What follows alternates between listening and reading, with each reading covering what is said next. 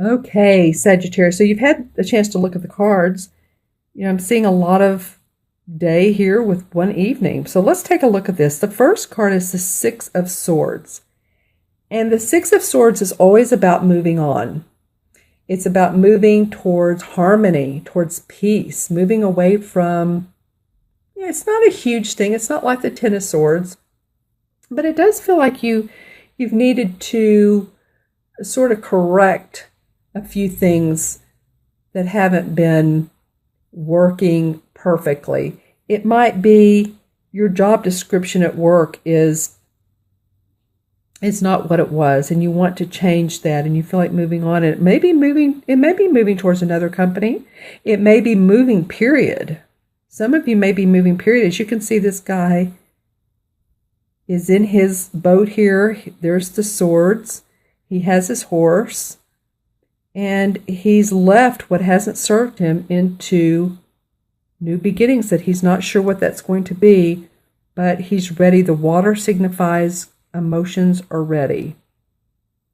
So your next card is another sword card. You have the Knight of Swords. Actually, you have three sword cards. Wow, Sagittarius, three sword cards. Okay, so the Knight of Swords.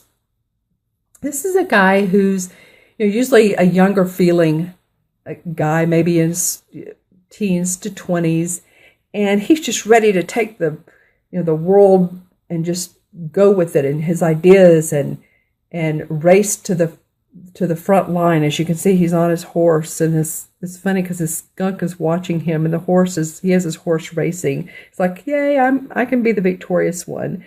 So you might have that feeling of you're ready to go with your ideas. Your ideas, you're excited, you're ready to put those into motion. You've moved on past, you've gotten past whatever hurdles need to be. You're actually moving away from this and into, okay, let's start something that's really an idea-based project.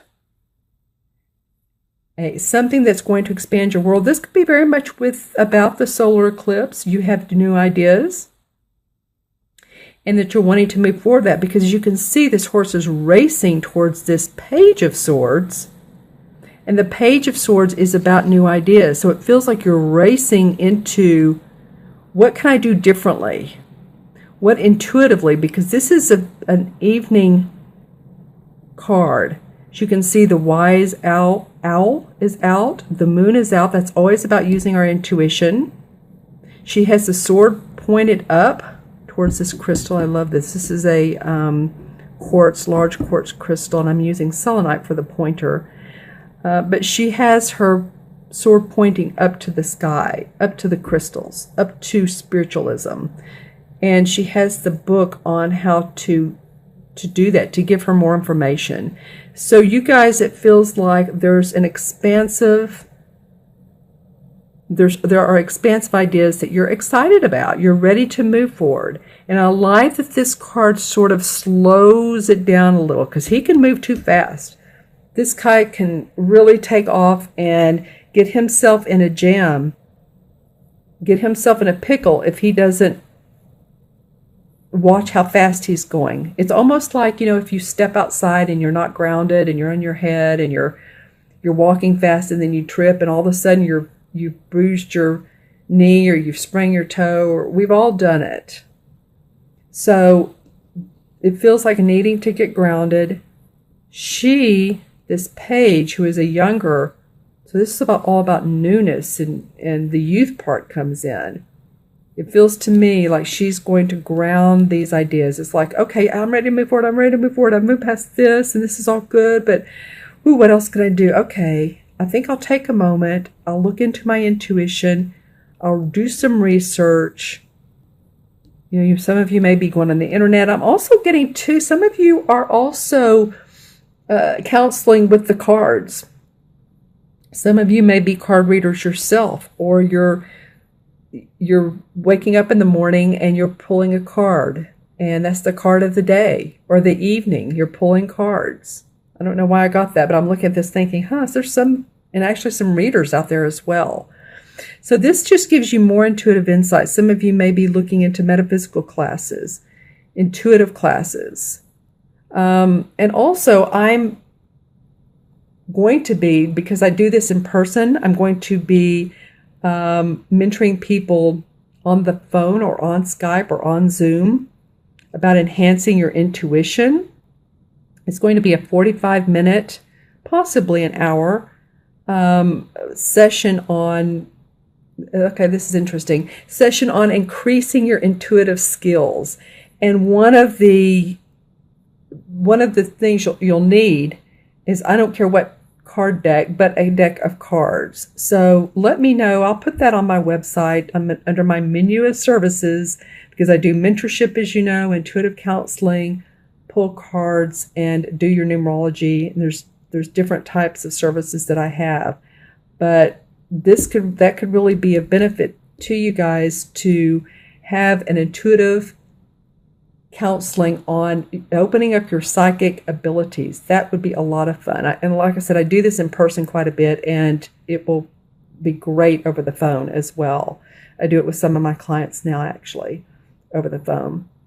Okay, so there is the Page of Swords. And then the last card is the Six of Chalices. It's funny, you have two sixes. You start with a Six of Swords, you end with the Six of Chalices.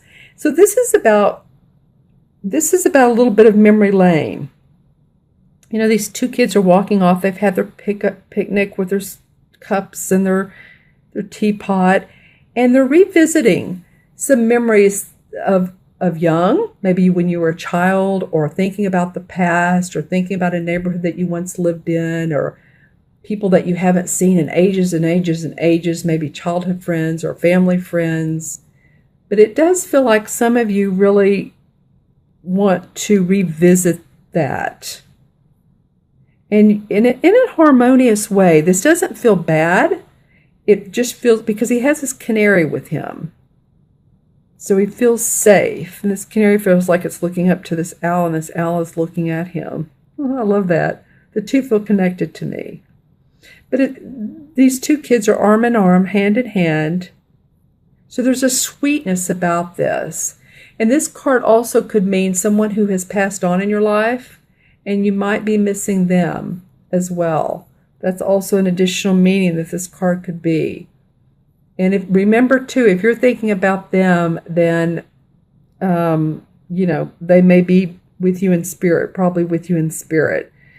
If you see sometimes pennies, coins, dimes, feathers, those are all synchronicities that tell us that there are loved ones around us.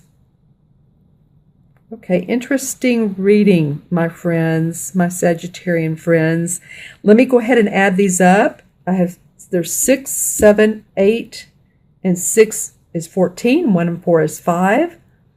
And 5 in numerology has to do with,